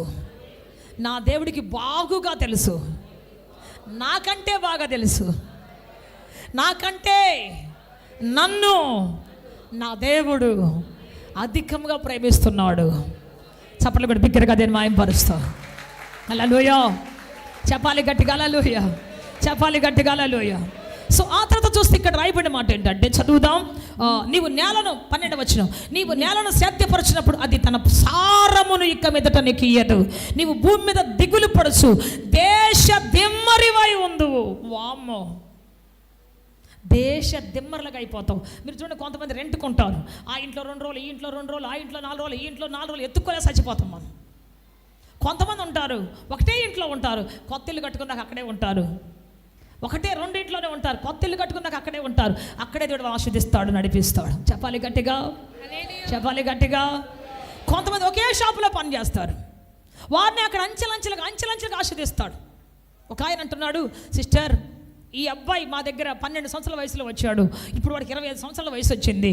అప్పటి నుంచి నమ్మకంగా పనిచేశాడు. అందుకే వాడికి మేమే ఒక బిడ్డను పెళ్ళికి కుదిరించి, మా తరపు నుంచి కుదిరించి, అందరం మేము తలాకొచ్చి వేసుకొని గ్రాండ్గా వాడి పెళ్లి చేసాం. వాడికి మేమందరం తలాకొచ్చి వేసుకొని గ్రాండ్గా ఇల్లు కట్టించాం. ఇతనితో పాటు వచ్చి చాలామంది వెళ్ళిపోయారు. నేను డాడీ దగ్గర ఉన్నప్పుడు 16 సంవత్సరాలు 6 నెలలు ఉన్నాను. నేను డాడీ దగ్గర అడుగు పెట్టాను. ఆయన చనిపోయేంతవరకు నేను ఆయనతోనే ఉన్నాను. ఎక్కడ చాలామంది పాస్టర్స్ పిలిచారు. కొంతమంది అన్నారు, ఆయన దగ్గర ఉంటే నువ్వు ఎదగలేవు, ఎప్పుడు ఆ పాట పాడుకొని తిరగాల్సిందే, ఎప్పుడు ఆ పాట పాడుకొని తిరగాల్సిందే, ఆయన నీకేమి ఇవ్వడు. చాలామంది చెప్పారు నాకు. కానీ నాకు తెలుసు నా ఆశీర్వాదం ఏంటో, నాకు తెలుసు దేవుడు నాకు ఇచ్చినటువంటి ఆధిక్యత ఏంటో. Praise the lord. హల్లెలూయా. చాలామంది వచ్చారు వెళ్ళిపోయారు. 16 సంవత్సరాలు నేను ఉన్నాను. దేవుడు ఎంత గొప్ప బ్యూటిఫుల్ ఆలయాన్ని కట్టించి ఇచ్చాడు. చెప్పాలి గట్టిగా హల్లెలూయా. ప్రతినిత్యం నా కోసం ప్రార్థన చేసే ఒక తండ్రిగా, నాకు నా మీద చెయ్యి పెట్టి నన్ను ఆశీర్వదించే ఒక తండ్రిగా ఉన్నాడు. నేను వెళ్ళిన తర్వాత నువ్వు గొప్ప ఆశీర్వాదాన్ని పొందుకుంటావు అన్నాడు డాడీ నాతోటి. ఆయన చనిపోయే రోజు కూడా ఉదయాన్నే నా కోసం ప్రార్థన చేశాడు. ఎంత గొప్ప ప్రార్థన చేశాడు. చెబుతున్న ప్రియ దేవుని బిడ్డ, ఎక్కడో వెతికితే మనకు ఆశీర్వాదం రాదు. ఆ షాపు, ఈ షాపు, ఆ ఇల్లు, ఈ ఇల్లు తిరిగితే ఆశీర్వాదం రాదు. చాలామంది అంటారు, ఇంట్లో ఉంటే కలిసి రావట్లేదు మాకు, ఆ ఇంట్లో ఉంటే కలిసి రావట్లేదు మాకు. కలిసి వచ్చేది ఇల్లుని బట్టి, వాకిల్ని బట్టి కాదు, నీ యథార్థతను బట్టి, నీ యొక్క సత్య ప్రవర్తనను బట్టి దేవుడు దీవించబోతూ ఉన్నాడు. చెప్పాలి గట్టిగా, చెప్పాలి గట్టిగా. నీ కోసం ఎడారులను జలధారలుగా మార్చబోతున్నాడు ఆయన. నీ కోసం అరణ్యాలను కస్తూరి పుష్పాలు పూయించే సుగంధ పరిమళ తైలంగా దేవుడు మార్చబోతూ ఉన్నాడు. నీ కోసం బీడు భూములను మార్చబోతున్నాడు దేవుడు. షారోను సొగసుని ఇవ్వబోతున్నాడు దేవుడు. నీ కోసం పర్వతాలను చదును భూమిగా చేయబోతున్నాడు దేవుడు. Especially for you. హల్లెలూయా, హల్లెలూయా. ఆ తర్వాత దేశ దిమ్మరై తిరుగుతూ ఉన్నాడు. ఎక్కడ నెమ్మది లేదు. ఏ పనిలో చేయబెట్టిన సారం లేదు. ఏ పని చేద్దాన్ని మొదలుపెట్టినా సారం లేదు. నిస్సారం అయిపోతూ ఉంది. అంత నాశనం అయిపోతూ ఉంది. అతను దేశ దిమ్మరైపోతూ ఉన్నాడు. ఆ తర్వాత దేవుని సంగతి వచ్చి వెలివేయబడ్డాడు. అతడు త్రోసివేయబడ్డాడు. అతడు మొట్టమొదట పుట్టిన వ్యక్తి అతడే. మొట్టమొదట త్రోసివేయబడ్డ వ్యక్తి అతడే. మొట్టమొదట థూ అని ముఖం మీద ఊపించుకున్న వ్యక్తి కూడా అతడే. దేవుడు ఈ రోజు దేవుడు మన ముఖం మీద చెప్పండి ఆయన కాంతిని ప్రకాశింపజేయాలని ఆశపడుతూ ఉన్నాడు. ఆయన సన్నిధిని ప్రకాశింపజేయాలని ఇష్టపడుతూ ఉన్నాడు. మనం మీద ఉమ్మి వేయడానికి ఇష్టపడలేదు దేవుడు. కనుక ఈరోజు మనం ఏం చేద్దామంటే 2 పనులు నేర్చుకోవద్దు, సత్యం ఒక్కటే నేర్చుకుందాం. మనం చెప్పండి, నేను సత్యం ఒక్కటే నేర్చుకుంటాను. చెప్పాలి గట్టిగా, చెప్పాలి గట్టిగా, చెప్పాలి గట్టిగా. హల్లెలూయా. సత్యం ఒక్కటే నేను మాట్లాడుతాను. ఒకవేళ మరి అబద్ధం ఆడాల్సి వస్తే మౌనంగా ఉంటాను నేను. Praise the lord. హల్లెలూయా. అందుకే డాడీ రోజు ప్రార్థన చేస్తాడు, ఏమనంటే, ప్రభువా అబద్ధము చెప్పకుండా సత్యముతో బ్రతికే కృప నాకు దయచేయండి. ఈరోజు అబద్ధం చెప్పానంటే ఈరోజు పూర్తిగా నన్ను సాతాను స్వాధీనం చేసుకుంటుంది. ఆ రోజు అంత అబద్ధాలు చెప్పాల్సే వస్తుంది. ఇంకా ఈరోజు ఒకవేళ ఒక పని చేసి నేను ఒప్పుకోకపోతే సాతాను నన్ను చేపిస్తూనే ఉంటుంది. ఇంకా చాలా పనులు చేపిస్తుంది. అందుకని ఈరోజు ఒప్పుకుంటాను. ఏ చిన్న మిస్టేక్ జరిగినా వెంటనే మోకరిస్తాను, ఒప్పుకుంటాను. ప్రభువా ఈరోజు ఈ మిస్టేక్ చేశాను, ప్రభువా ఇక చేయకుండా కృప దయచేయండి, సహాయం చేయండి, నాకు యథార్థంగా బ్రతికే భాగ్యం దయచేయండి, నమ్మకంగా బ్రతికే కృప దయచేయండి, మోసం చేయకుండా బ్రతికే కృప దయచేయండి. నువ్వు ఎప్పుడైతే దేవుని సహాయం అడుగుతావో ఆయన పంపిస్తాడు. ఆయన యొక్క పరిశుద్ధాత్మ శక్తిని నీ కోసం పంపిస్తాడు. చెప్దాం గట్టిగా, హల్లెలూయా, హల్లెలూయా. సత్య స్వరూపమైన ఆత్మను నీ కోసం పంపిస్తాడు ఆయన. Praise the lord. సో కయ్యూను 2 నేర్చుకున్నాడు. బలిపీఠం కట్టడం నేర్చుకున్నాడు, అదే చేత బలి చేయటం నేర్చుకున్నాడు. కయ్యూను ఆరాధించడం నేర్చుకున్నాడు, అదే నోటితో అబద్ధం ఆట నేర్చుకున్నాడు. ప్రభువును స్తుతించడం నేర్చుకున్నాడు. ప్రభువు ముందు నాకేం తెలుసు, నువ్వు మాట్లాడుతున్నావు అన్నట్టుగా మాట్లాడి నాలుకను కూడా నేర్చుకున్నాడు, ఆ మాట కూడా నేర్చుకున్నాడు. అంతేకాదు దేవుని బిడ్డ ఇవ్వటం నేర్చుకున్నాడు. అంతేకాదు మరి తన తమ్ముడి ప్రాణం తీయటం కూడా నేర్చుకున్నాడు. సో ఈ విధంగా తనకు విరుద్ధమైన 2, వెచ్చదనాన్ని చల్లదనం 2 నేర్చుకున్నాడు అతడు. 2 ప్రాక్టీస్ చేశాడు అతడు. అందువల్ల జీవితంలో అన్నీ పోగొట్టుకున్నాడు. దావీదైతే తను పాపం చేసిన వెంటనే చేశాడు. ఒక పెద్ద ఆరాధికుడు, ఒక పెద్ద దేవునికి ఇష్టడు, తప్పు చేశాడు. కానీ నాతాను ప్రవక్త వచ్చి గద్దించగానే ఒకటే మాట అన్నాడు, ఐ యామ్ గిల్టీ అన్నాడు, నేను దోషిని అన్నాడు. చెప్పాలి గట్టిగా, హల్లెలూయా, హల్లెలూయా. ఆ పిల్ల బారు బయట ఎందుకు స్నానం చేయాలి, నన్ను ఎందుకు ఆకర్షించాలి, ఆ పిల్ల చేసిన తప్పు నాది కాదు అనలేదు. నేను పిలవమనగానే వీళ్ళు ఎందుకు పిలిచారు, పిలవకుండా ఉంటే నేను తప్పు చేసేవాడిని కాదు కదా అని పిలిచిన వాళ్ళని అనలేదు, ఎవరి మీద పెట్టలేదు. ఐ మై సెల్ఫ్, నేను తప్పు చేశాను ప్రభువా అన్నాడు. అంతే, దేవుడు అతన్ని క్షమించాడు, తీసుకొచ్చాడు, మరలా నిలబెట్టుకున్నాడు. Praise the lord. దేవునికి ఒక అవకాశం ఇద్దాం. నువ్వు ఎదురు తిరిగి మాట్లాడి దేవునికి అవకాశం ఉండదు. ఇంకా నువ్వు అబద్ధం ఆడుకుంటూ పోతా ఉంటే దేవునికి ఒక అవకాశం ఉండదు నీ కోసం పనిచేయడానికి. నువ్వు అలాగే నీ యొక్క ఇష్టంలో బ్రతుక్కుంటూ పోతా ఉంటే దేవుని ఇష్టం నెరవేర్చడానికి ఒక్క ఛాన్స్ కూడా లేదు నీ జీవితంలో. అందుకే ఒక్కసారి దేవునికి ఒక ఛాన్స్ ఇద్దాం. నేను తప్పు ప్రభువా, నా ప్రవర్తన తప్పు ప్రభువా, నా రిఫ్లెక్షన్, నా రియాక్షన్ తప్పు ప్రభువా, ఎవరేమన్నా ఏం జరిగినా నేను నీ బిడ్డగా, నీ యథార్థవంతుడిగా, నీ ఆరాధికుడిగా, నీ ఆరాధికురాలిగా, లేకపోతే నీ నీ నీ యొక్క విశ్వాసిగా నేను రిఫ్లెక్ట్ అవ్వకుండా ఉంటే బాగుంటుంది ప్రభువా.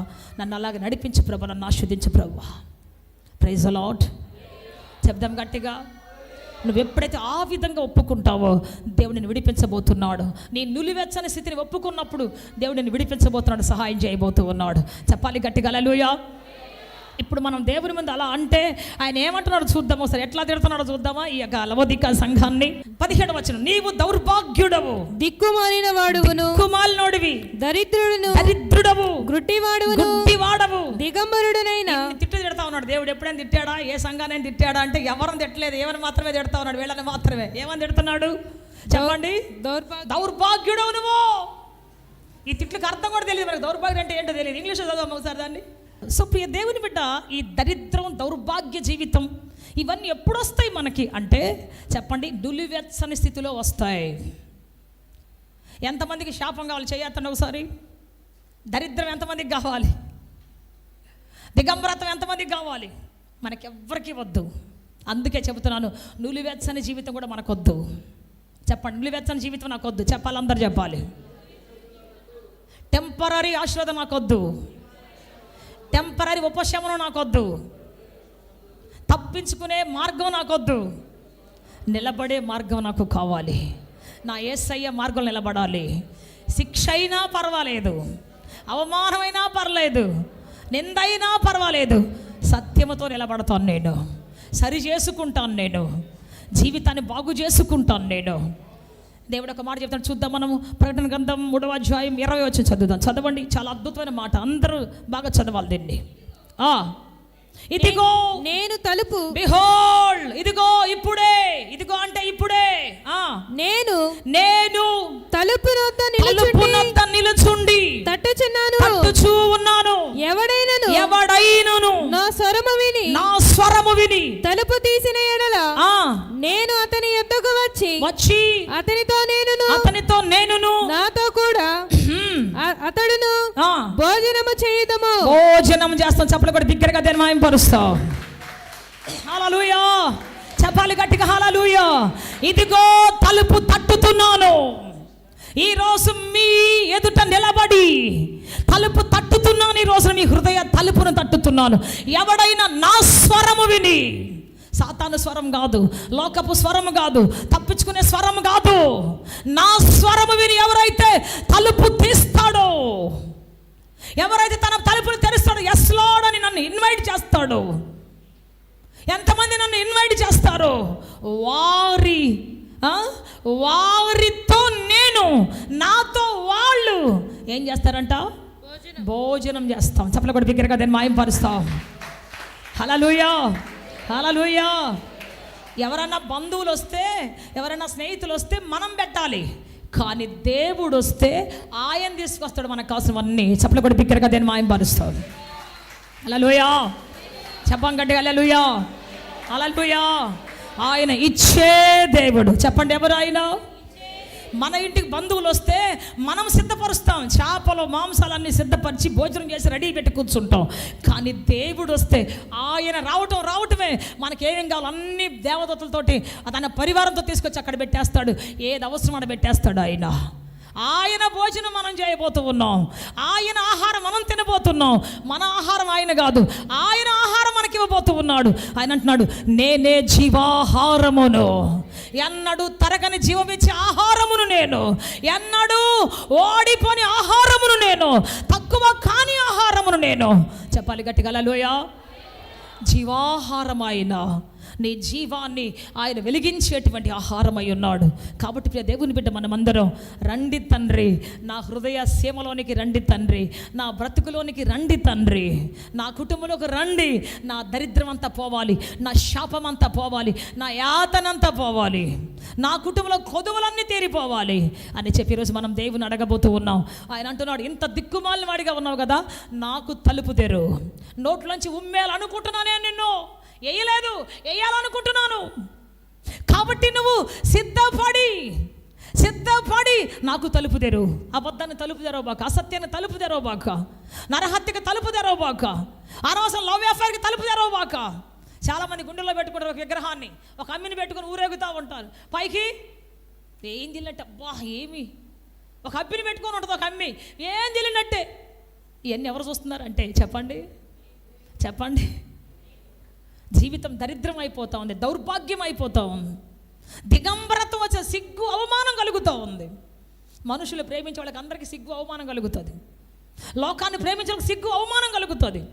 కానీ దేవుణ్ణి ప్రేమించేవారు దేశాన్ని స్వతంత్రించుకుంటారు, ఆస్తికర్తలుగా మార్చబడతారు, ఘనులుగా మార్చబడతారు, శ్రేష్ఠులుగా మార్చబడతారు. హల్లెలూయా, చెప్పాలి గట్టిగా. నన్ను ప్రేమించు వారిని ఆస్తికర్తలుగా చేయబోతున్నాను. అబద్ధం ఆడితే నువ్వు 500 సంపాదిస్తావేమో, 5 లక్షలు సంపాదిస్తావేమో, సత్యముతో ఉన్నప్పుడు 5 కోట్లు ప్రభు నీకు ఇవ్వబోతూ ఉన్నాడు. చెప్పాలి గట్టిగా హల్లెలూయా. ఒకవేళ అబద్ధం ఆడి యోసేపు కానీ పోతిఫరు భార్యతో పాపం చేసి ఉంటే, తనను తాను కప్పుకొని చాలా పరిశుద్ధిగా నటిస్తూ ఉంటే, చెప్పండి, ఆమె బతికినంతకాలం డబ్బులు వచ్చాయేమో, ₹2 వచ్చేదేమో, రత్న కమ్మలు వచ్చే మంచి రూమ్ ఇచ్చేవాళ్ళేమో, కానీ దేశాన్ని వెళ్ళేవాడు మాత్రం అస్సలు అయ్యేవాడు కాదు. ఆమె నమ్మితే ఒకవేళ కొంత ఆ జనాన్ని ఆయన చేతికి ఇచ్చి ఉండేదేమో, భర్తను మోసం చేసి ఇతను ఏదో విధంగా లోపరుచుకునేదేమో. కానీ యథార్థవంతుడిగా ఉన్నాడు కాబట్టి దేశాన్నంతా దేవుడి చేతికిచ్చాడు. దేశంలో వజ్రాలు మొత్తం ఆయన చేతికిచ్చాడు, బంగారం అంతా ఆయన చేతికిచ్చాడు, గుర్రములు రథములను ఆయన చేతికిచ్చాడు.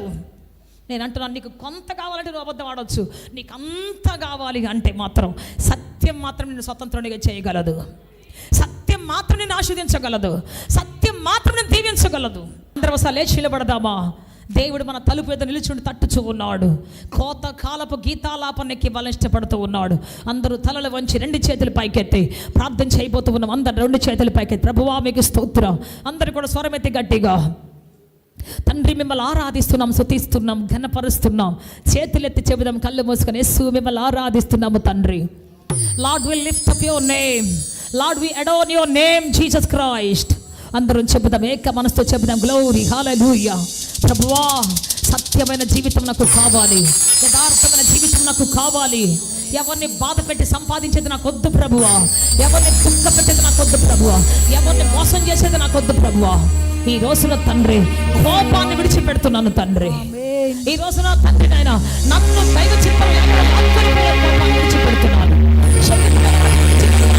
తండ్రి. ఆత్మతో సత్యముతో ఆరాధించాలని ఆశిస్తున్నారా? యేసయ్యను గూర్చి మరింత లోతుగా తెలుసుకోవాలని అన్వేషిస్తున్నారా? శ్రమల, వేదనల, గొడ్రాలితనమా, నిరుద్యోగమా, ఓటమియా, సమస్య ఏదైనా జవాబు మాత్రం యేసులోనే. మీ సమస్యల కొరకు ప్రార్థించుటకు మా ప్రేయర్ టవర్ ద్వారములు ఎల్లవేళలా తెరవబడే ఉంటాయి. వివరములకు మా చిరునామా హోలీ ప్యారడైజ్, KH వాడ, నవాబ్పేట, నెల్లూరు, ఆంధ్రప్రదేశ్, ఇండియా. మా ఫోన్ నంబర్లు 9247807631 మరియు రండి, మీ దుఃఖ దినములు సమాప్తములగును. ఆమేన్, ఆమేన్.